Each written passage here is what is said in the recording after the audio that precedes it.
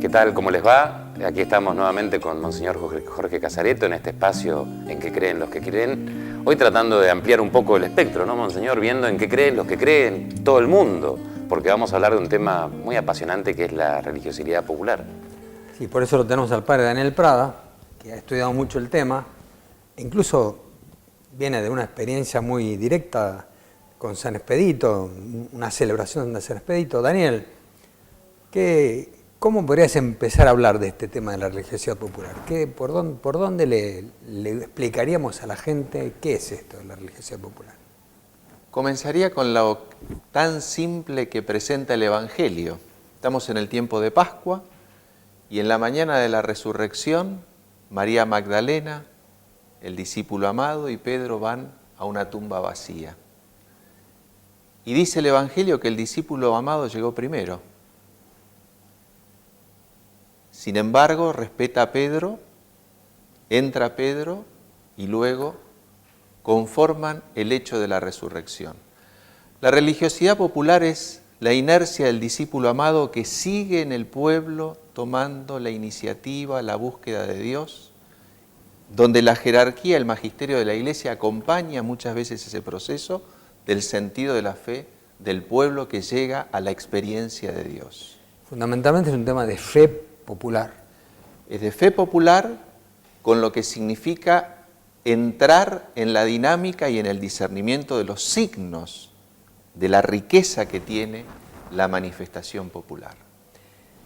Porque evidentemente todos tenemos en el corazón, puesto por Dios, porque hemos sido creados por Él, un sentido de Dios, un sentido de trascendencia. Lo que pasa es que esta palabra es un poco difícil para la televisión, pero trascender significa ir más allá de lo humano. Eso está en el corazón nuestro, está puesto por Dios, ¿no?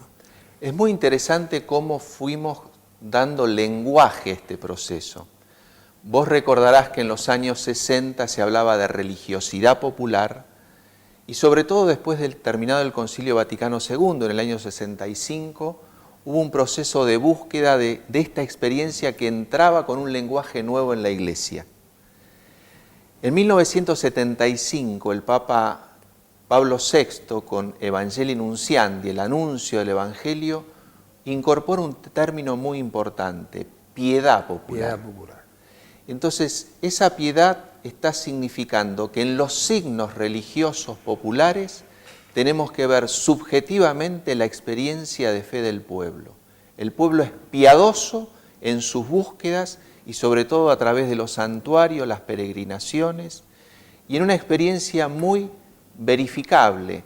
Se toma gracia de la imagen de la Santísima Virgen María, del santo al cual se accede a través de una peregrinación y un movimiento.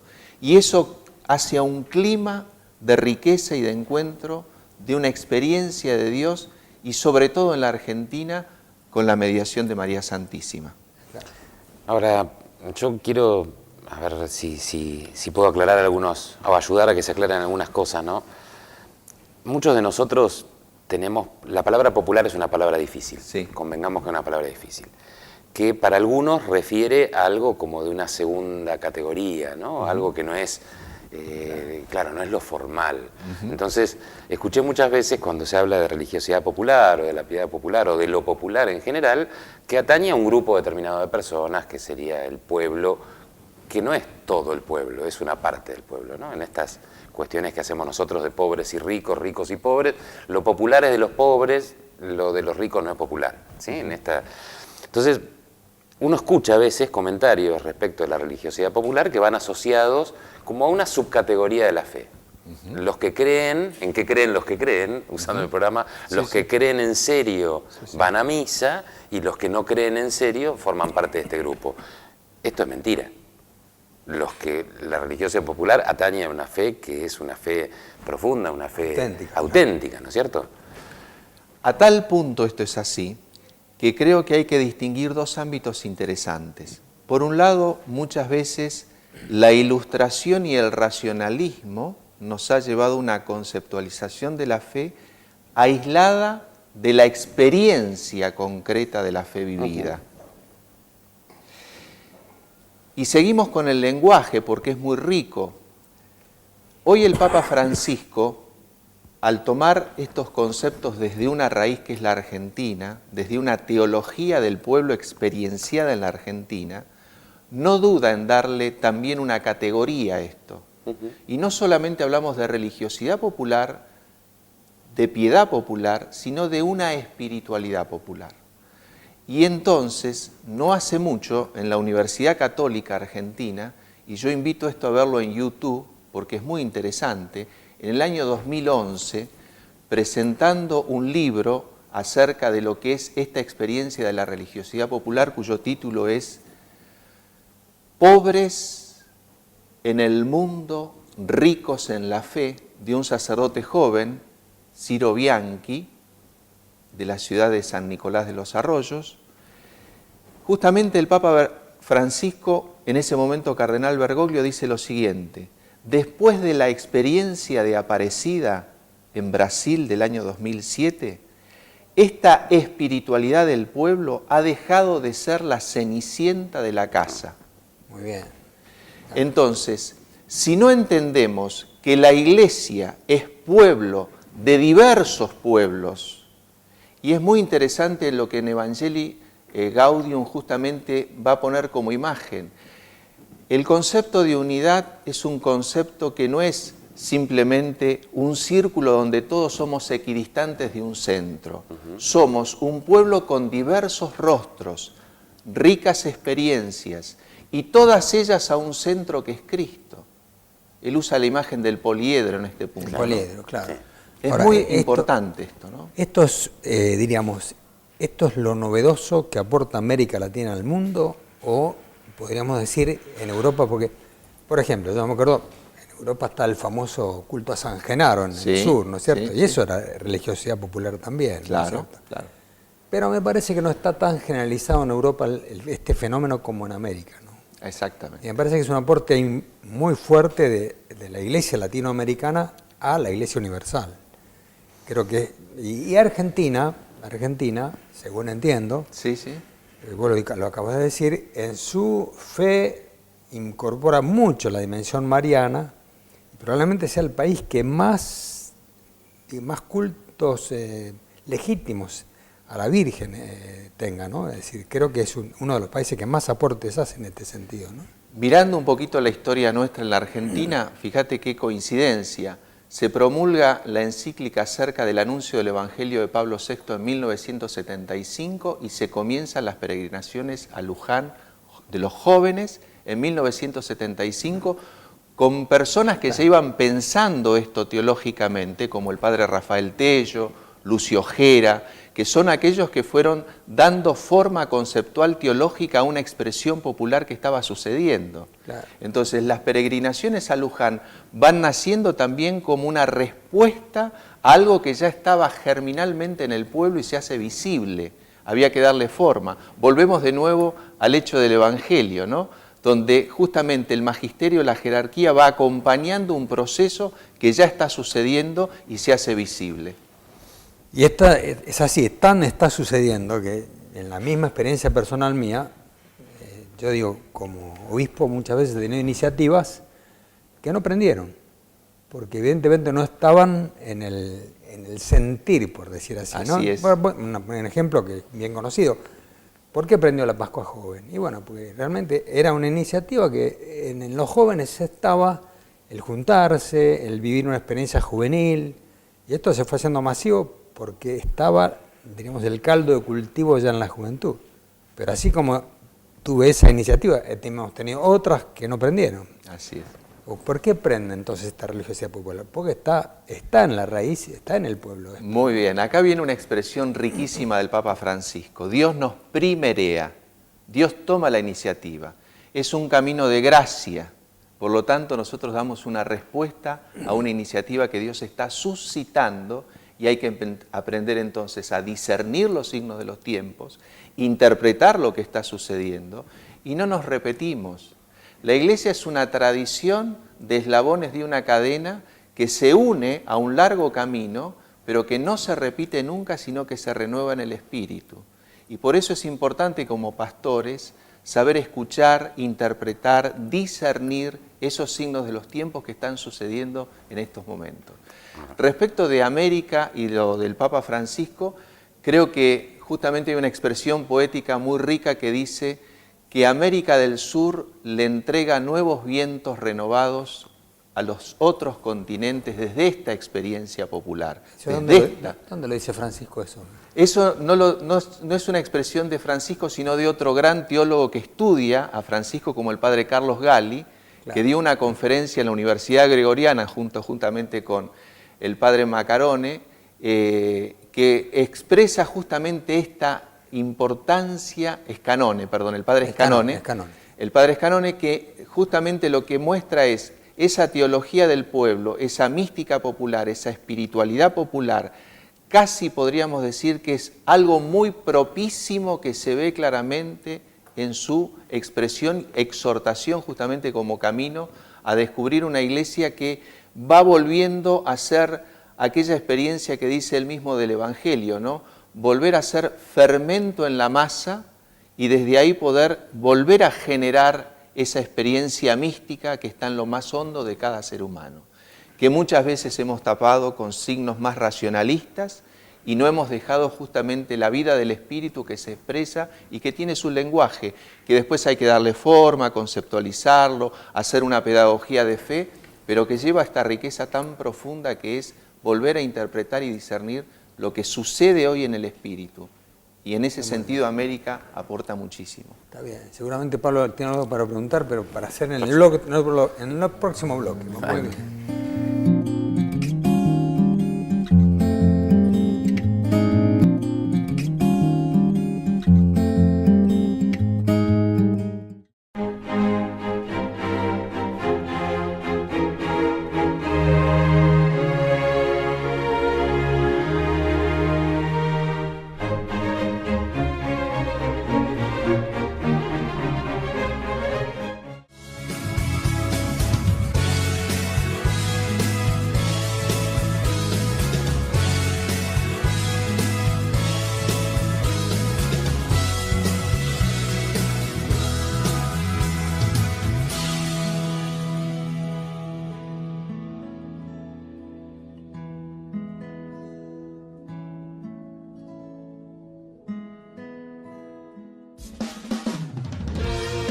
Entra a www.congresoeucarístico.com e informate. Tucumán te espera del 16 al 19 de junio del 2016. Viví Espacio Joven. Podés inscribirte como congresista o como servidor. ¡Animate! Te estamos esperando. Soñaste Argentina, este suelo, este amor.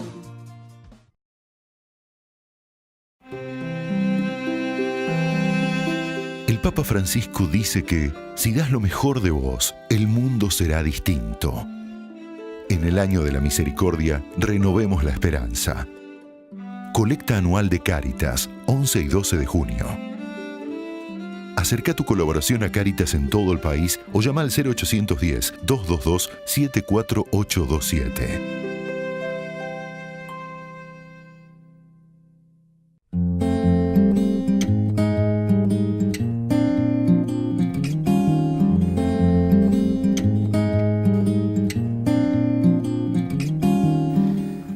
Bueno, Daniel, la dejaste, como dicen en el fútbol, picando, ¿no? Porque recién nos contabas muy bien esto de una religiosidad y una experiencia de Dios que empieza en el pueblo, que primero se vive, que primero se siente y que después se traduce, ¿no? O sea, que en definitiva es como también le pasó a los discípulos. Vivieron la experiencia con Jesús y después empezaron a escribir, pero no escribieron antes de vivir la experiencia de fe y del encuentro. Y la verdad me la dejaste picando, porque hasta ahora va todo muy bien y lo entendemos todo dentro del contexto de iglesia, pero religiosidad popular también se asocia con otras figuras. Figuras que la iglesia a veces está de acuerdo, a veces no está de acuerdo, a veces informalmente está de acuerdo, pero formalmente no.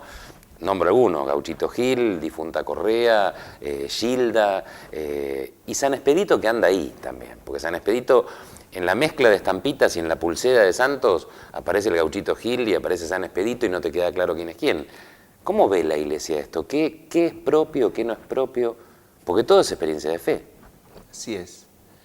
Mira, Pablo, yo creo que acá lo importante siempre es acompañar procesos y ver justamente un sano discernimiento de lo que significa la siembra de Dios muchas veces por caminos que nosotros no prevemos.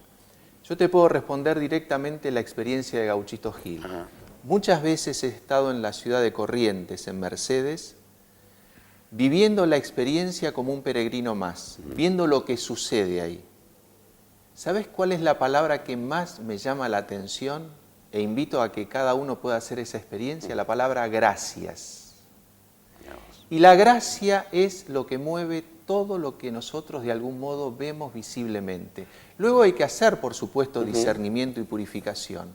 Ahora bien, cuando el documento de Puebla del año 1979 nos dice que el pueblo de América tiene un sustrato cristiano y católico, que muchas veces tenemos que discernir ciertos momentos y procesos, acá está el desafío entonces de la Iglesia, cómo tiene que acompañar a discernir el mensaje de Dios, la experiencia que lo vive particularmente de ese modo, encarnando una situación contextual en circunstancias, pero que tiene muchísima riqueza si sabemos purificar y a su vez asumir elevando esa situación concreta vivida.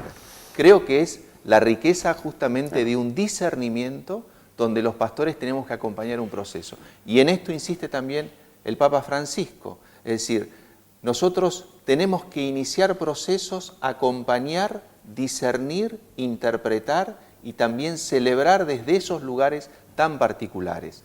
El caso, por ejemplo, de San Expedito. Ayer viví la experiencia. Ayer, 19 de abril, estábamos viviendo acá en la zona de Munro con el Padre Pedro, la cantidad de gente que se acerca a buscar, a pedir, a agradecer, a tomar gracia de la imagen del santo en una celebración eucarística. ¿Y nosotros en qué insistíamos en nuestras predicaciones? La importancia de Dios actuando en el presente que moviliza a determinados santos a que la gente se acerque a una experiencia de Dios. Todos llegamos como peregrinos, desde los que celebramos hasta el que viene desde el lugar a veces menos imaginado. Pero todos creamos un clima de espiritualidad y seguramente nos vamos de un modo distinto a como hemos llegado. Eso es una experiencia de discernimiento, de riqueza y de Dios concretamente. Qué bárbaro. Realmente muy interesante esto, porque yo creo que es una dificultad que la gente tiene y plantea con mucha frecuencia, lo que ha dicho Pablo, ¿no? Yo te llevo a otro tema, porque, mejor dicho, el mismo tema, pero encarado desde otro ángulo, desde el ángulo del Papa. Porque justamente me parece que uno de los aportes importantísimos que el Papa Francisco ha hecho a la Iglesia Universal es basarse en esta teología de reconocimiento de todas las fes posibles. Se hablan los teólogos, pero ya serían entrar en términos complicados, de una teología del pueblo, ¿no es cierto?, en la cual el Papa se basa. Vos nombraste al Padre Tello, al Padre Gera, y yo creo que realmente el Papa está llevando al orden universal esta visión que no estaba tan incorporada en la Iglesia, ¿no? Porque claro, el Papa anterior, Benedicto, era un teólogo de fuste realmente, pero un teólogo con una mentalidad muy europea, y no tenía quizás tan incorporado esta visión latinoamericana, ¿no? Creo que hay, me gustaría que escucharte primero de una anécdota que vos creo que tenés muy presente, y después que nos muestres un poquito cómo el Papa está llevando esto adelante, ¿no? Una anécdota muy rica porque en torno a los 17 años, Jorge Mario Bergoglio hace su primer retiro espiritual, dicho por él, en el Colegio Carmen Arriola de Marín, en San Isidro, donde estamos grabando en este momento. Y él comenta que por primera vez viene con un grupo de jóvenes, inclusive con su hermano de familia, y conoce al Padre Rafael Tello. Padre Rafael Tello, que a veces no es tan conocido como teólogo en la Argentina, tiene una importancia fundamental, lo hemos dicho en las peregrinaciones que se inician en el año 1975 a Luján, pero también en descubrir cómo la piedad mariana, la mística mariana en la Argentina, sobre todo en el santuario de Luján, es un lugar importantísimo de la historia como tal. Bueno, ese joven de 17 años tiene contacto con un teólogo que estaba en ese momento tocado por todo lo que era esta expresión de lo popular y la importancia de saber cómo acercarse a esa experiencia. Te agrego otra anécdota. Pérez Tello fue profesor mío. Mirá vos. O sea, yo lo tuve de profesor. Un gran en seminario. tomista. Gran tomista, pero era un hombre... Yo me acuerdo que una vez vino a predicar un retiro acá al clero de San Isidro y como era un poco, uno lo veía, parecía un tipo medio volado, ¿no? Y entonces preguntó, ¿cuál era el tema que teníamos que hablar? Ni se acordaba. Habló 3 días sobre ese tema, ¿no? Realmente un tipo excepcionalmente inteligente, pero de esas inteligencias, yo digo, hay inteligencias que sirven, otras inteligencias que son tan intelectuales que están como volando allá arriba, ¿no? Yo no quiero poner otros ejemplos, pero hay inteligencias, y la de Tello era una inteligencia que uno siempre hacía una referencia a lo real, ¿no? Bien. Unía Muy bien. lo religioso con lo real, ¿no? Y fíjate qué interesante, porque eso en el fondo es un andamiaje teológico de Santo Tomás de Aquino. O sea, desde la realidad como tal, nosotros tenemos que conceptualizar y volver a tomar contacto con la realidad para ver que lo que hemos expresado realmente refleja el hecho como tal. Si no, terminamos en un idealismo, en un racionalismo que nos termina alejando. Yo creo que muchas veces, volviendo al concepto inicial, no entendemos la religiosidad o la mística popular porque justamente no volvemos de nuevo la mirada al pueblo simple, a la búsqueda, al rostro, a todo lo que se está expresando y que nos está hablando de Dios y tenemos que saber interpretarlo. Sigue la ley de la encarnación.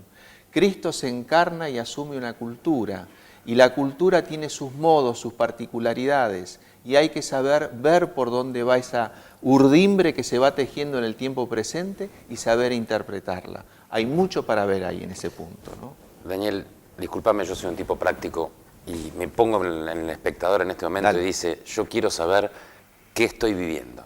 Si lo mío es religiosidad popular o si es de la otra, que no sé qué denominación tiene la otra, que es la formal. No sé cómo se llama lo no popular. Será la religión cheta, qué sé yo. Bueno, ¿en qué lado estoy? ¿Cómo distingo? El que anda de a pie, ¿no? ¿Cómo distingue este signo de la religiosidad popular? ¿Qué características tiene? ¿Qué sazón diferente tiene? En todas las parroquias se vive la religiosidad popular. Hay parroquias, barrios, zonas donde el pueblo está teniendo esta experiencia de Dios y expresándola de un modo diferente. ¿Cómo lo distinguimos? ¿Me dejas contestar? Dale. Yo tenía un pariente que se proclamaba ateo. Y una vez vino una ceremonia mía porque era pariente, y el obispo en aquel momento, Hermosio Aguirre, pasó con el hisopo, y yo ya era sacerdote, y lo bendijo con agua. Y cuando terminó la ceremonia dice, nunca hiciste conmigo lo que hizo el obispo. Entonces dije, tan ateo no es ese. El agua bendita le llegó, ¿no? Claro, sí, pero sí, en esa línea. Es interesante. Pero fíjate, Pablo, que hay un hecho que es muy visible, las peregrinaciones. Las peregrinaciones está todo el pueblo con diversas realidades sociales, con distintos modos de experiencia que se viven en las particularidades de las parroquias, y sin embargo es un pueblo peregrino. Y ahí encontrás una gran diversidad. Es cierto, sí. Van todos los del barrio, todos los amigos, los no amigos, el que tiene más fe, el que tiene menos fe. Todas las clases sociales también. Claro. ¿Y qué significa esa marcha en peregrinación? Que estamos siempre caminando hacia Dios. En definitiva, este es el gran misterio que tenemos que develar en el tiempo. A veces conceptualizamos y terminamos separando sin darnos cuenta. Pero en realidad es una gran unidad diversa, rica, que se puede integrar en algo tan simbólico como es peregrinar. ¿Peregrinar hacia dónde? Justamente a una experiencia de Dios. En nuestra particularidad muy mariana, ciertamente, pero siempre decimos claramente y predicamos a Cristo por María. Y desde ahí se borran todas las diferencias porque vivimos en un clima que es superior. Y acá entonces tal vez venga la respuesta, que tiene que ver con esto. En el espíritu hay unidad. Las distinciones empiezan a quedar en otro plano. Y entonces lo importante es justamente la última expresión, mística popular, es una experiencia de unidad profunda en el espíritu donde las diferencias ya no cuentan. No, y completando quizás la respuesta, Pablo, porque yo creo que la gente que escucha el programa se puede plantear esto, ¿no? Es decir, aquel que ha tenido la gracia de Dios, que es una gracia realmente, de haber descubierto lo que es la Eucaristía, lo importante de la Eucaristía dominical, tiene que vivir eso, y evidentemente, porque está llamado a eso, ¿no es cierto?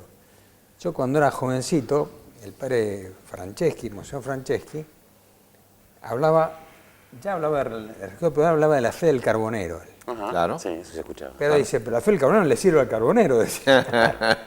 Pero, y para el carbonero está muy bien, pero aquel que ha tenido la posibilidad y la gracia de haber podido acceder a un conocimiento mayor, bueno, tiene que responder de esa manera también. Lo único que no se tiene que sentir superior a otro Claro. por haber recibido esa gracia, porque todo es don de Dios, ¿no? Así Lo hemos es. recibido como don de Dios. Acá hay un tema interesante también de la historia de la Iglesia y sobre todo en España, ¿no? En el siglo de oro español, los autos sacramentales, que eran justamente de algún modo una expresión popular de acceso a través de imágenes, de signos, de canciones, donde el pueblo también abrevaba su fe desde esa manera, ¿no? O sea, ver cómo hay distintas expresiones también en la historia de la Iglesia. Y creo que este punto también nos lleva a ver que lo sacramental no agota el misterio de la Iglesia, sino que justamente tiene muchas expresiones. Y los autos sacramentales también es una fuente inagotable para este punto. Bien, muchas gracias, Daniel. Creo que realmente nos has instruido mucho sobre este tema que es fundamental hoy en día y además tan íncito en la vida del Papa Francisco, ¿no? Muchas gracias. Muchas gracias.